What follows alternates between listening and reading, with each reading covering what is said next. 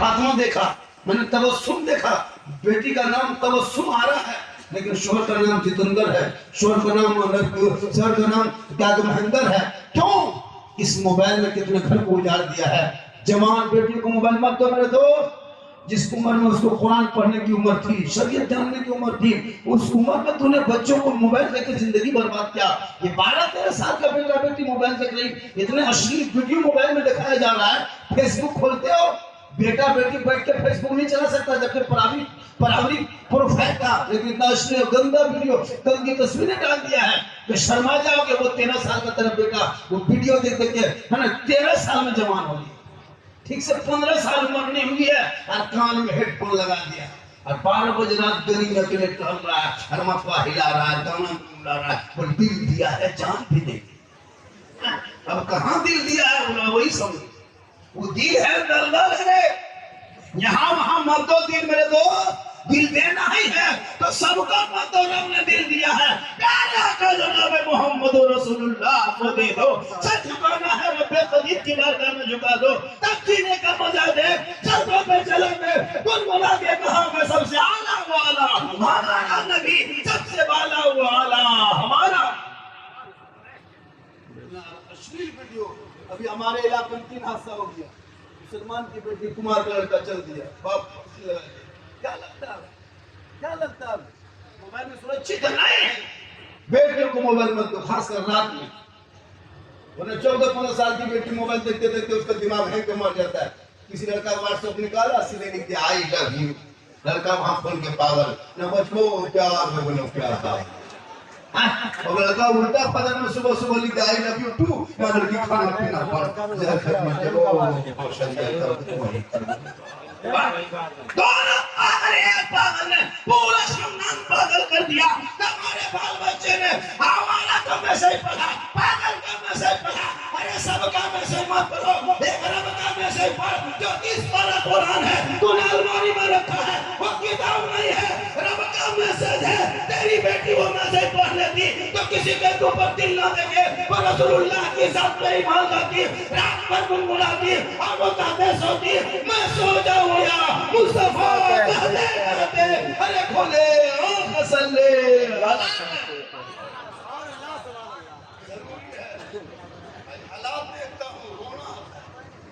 अफसोस लगता है, सब चीज हमारे समाज पर, सब चीज सब लोग टारगेट कर रहा है। आज मुसलमान को कौन नहीं टारगेट किया? कोई किसी ने कहा मुसलमान को भारत से भगा देंगे, किसी ने मुसलमान को देशद्रोही कहा, किसी ने बांग्लादेशी कहा। अब ये कोई कुछ नेता कुछ ऐसा अश्लील बयान दे दिया है, कोई पकड़ने वाला नहीं। लेकिन ये गरीब मुसलमान सड़कों पर निकल जाए, अगर आइला मोहम्मद का बैनर लिए उसे जेल में डाल उसे घर तोड़ दिया जाता है। 70 साल की मस्जिदों पे बुलडोजर चल रहा है इस आजाद भारत में। वजह यह है कि इसलिए ये देश सिर्फ उन लोगों का नहीं है, लेकिन तेरे बेटे के हाथों में कलम किताब पोथी के बजाय मोबाइल आया है। मोबाइल जिस वजह से आज तुम टारगेट में पहुंच गए हो। इस देश में सबों का बराबर का हक है, हिस्सा है।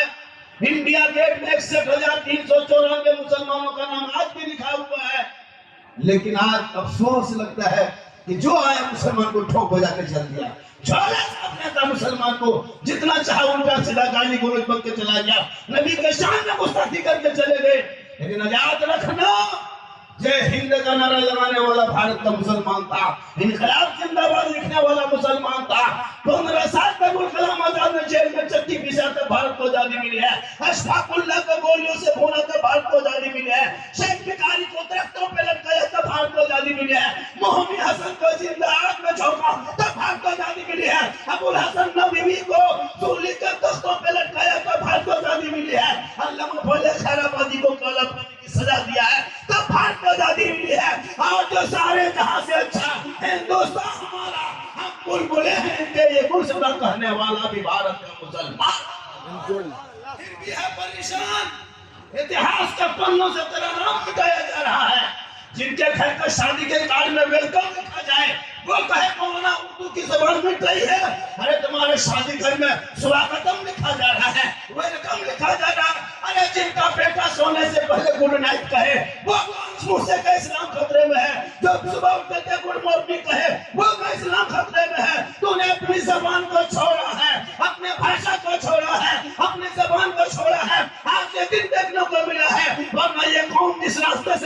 थी, दुनियादारी के पन्नों पे लिखा था कि दस्त तो दस्त है, दरिया भी ना छोड़े हमने, बारे जुल्मात में दौड़ा दिए।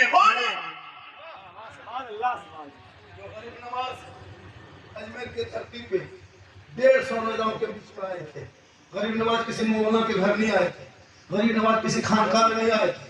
मेरे गरीब नवाज जब भारत के धरती पे प्रथम पहली बार आए थे तो किसी मस्जिद में नहीं आए थे, किसी इमाम के हुजे में नहीं आए थे, 150 राजाओं के बीच में राजस्थान में आए थे, रामदेव प्रसाद के दरवाजे पे आए थे, पृथ्वीराज की हुकूमत में आए थे, चंद मुरीदों को लेकर आए थे, मशीनें लेके नहीं आए थे, तो भाई लेके नहीं आए थे, पेट्रोल लेके नहीं आए थे, AK-47 लेके नहीं आए थे, तस्वीर लेके आए थे, मुसल्ला लेके आए थे, कुरान लेके आए थे। चलते गए सुनसान पायाबान रेगिस्तान चटियल मैदान राजस्थान की धरती थी। मेरे गरीब नवाज चंद मुरीदों को लेके जब आना सागर को देखा, उस पानी को देखा, उस तालाब को देखा, कहा बेटा तुमको बड़ी मुश्किल से राजस्थान में पानी मिला है, चटाई डाल दो बेटा, यहीं से उसको गुस्ल करेंगे, आसानी होगी नमाज पढ़ने में।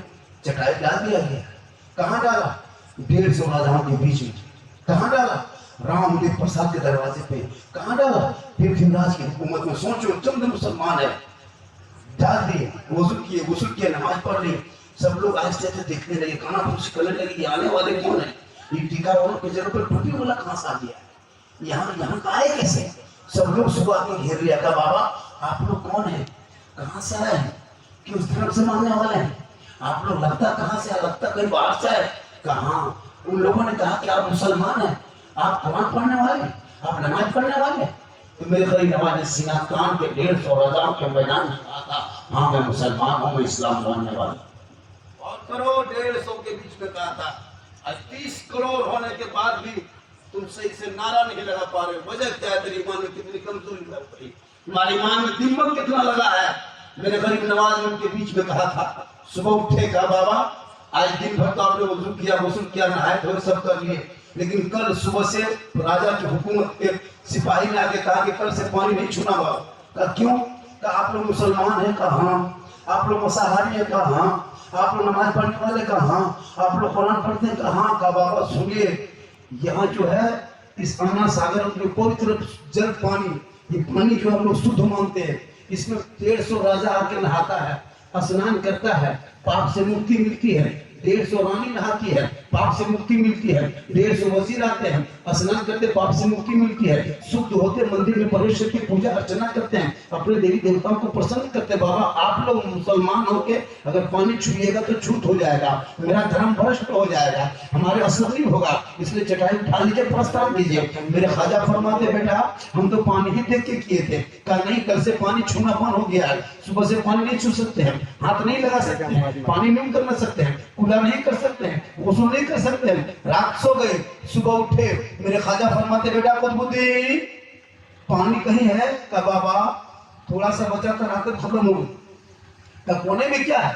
का सूखा मशकीजा पड़ा है। का बेटा उसको लाओ। कहा क्या करेंगे? का लेके आओ। नहीं, कुतुबुद्दीन उनके मुरीद लेके आए, ख्वाजा के दस्ते मुबारक में दिए, ऊपर से नीचे, नीचे से ऊपर से खा। कहा बेटा जाओ जल्दी से कटोरा पानी लेके आओ। कुतुबुद्दीन फरमाते नहीं जाएगी। कहा क्यों?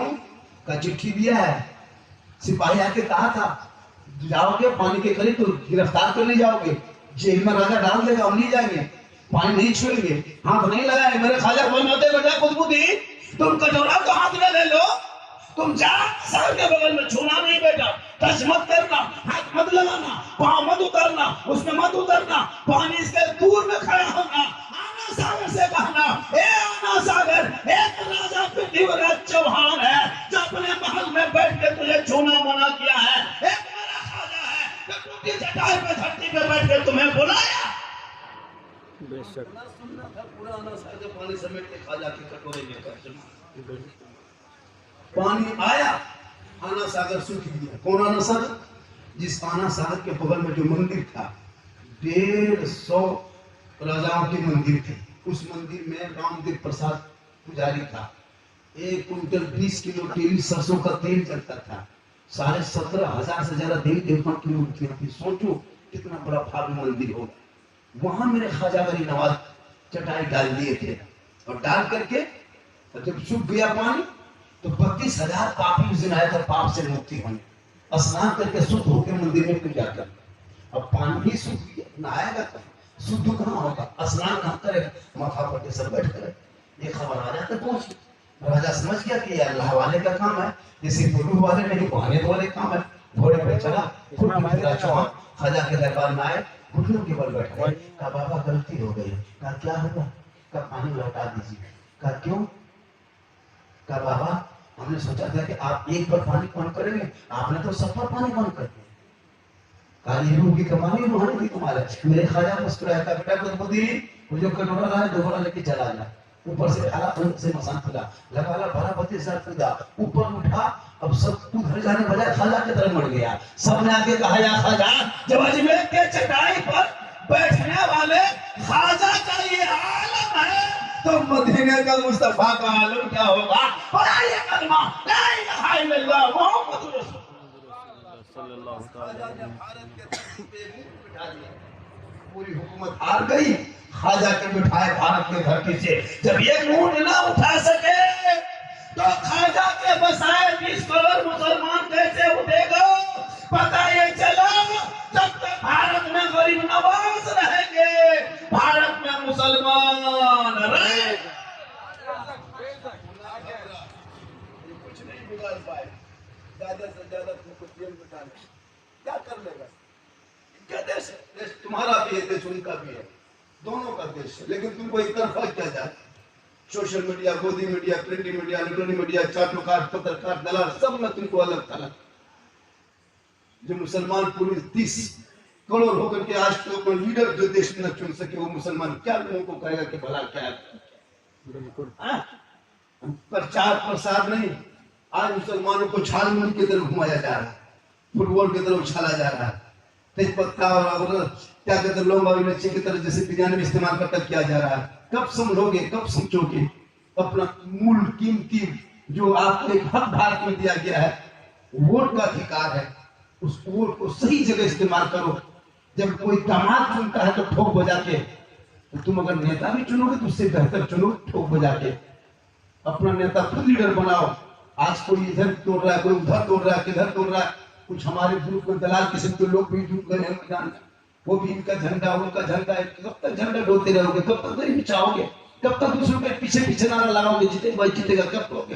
तुम ऐसा बनो कि तेरे पीछे लोग दौड़े के जीतेगा भाई जीतेगा। तुम दूसरों के चक्कर में पूरी जिंदगी बर्बाद कर रहे हो।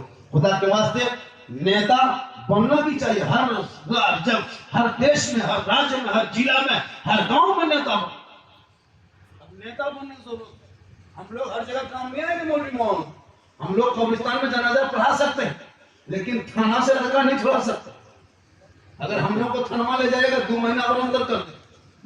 सही बात। हम लोग का अलग डिपार्ट है। हम लोग कब्रिस्तान में जनाजा पढ़ा सकते हैं, बकरीद पढ़ा सकते हैं।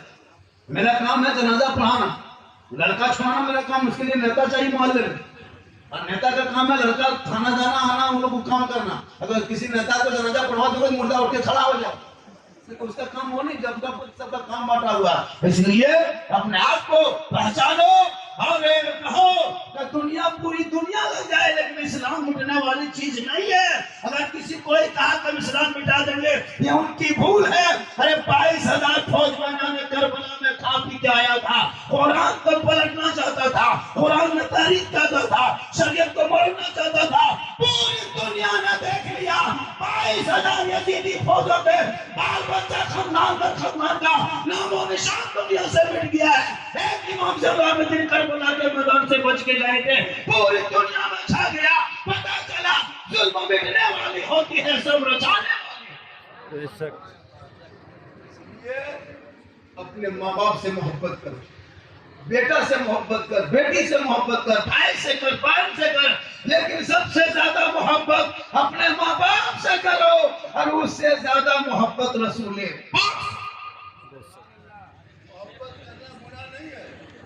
मोहब्बत करना गुनाह नहीं है, लेकिन कुछ नौजवान इतनी मोहब्बत बीवी की मोहब्बत में डूबा है कि माँ बाप को छोड़ दिया। लेकिन तेरी बीवी तुमसे मोहब्बत करती है, ये तुमको पता नहीं। दुनिया में एक ही औरत है, एक औरत जो तमाम दुनिया की औरतों में सबसे ज्यादा कोई मोहब्बत करने वाली औरत होती तो माँ की जात है।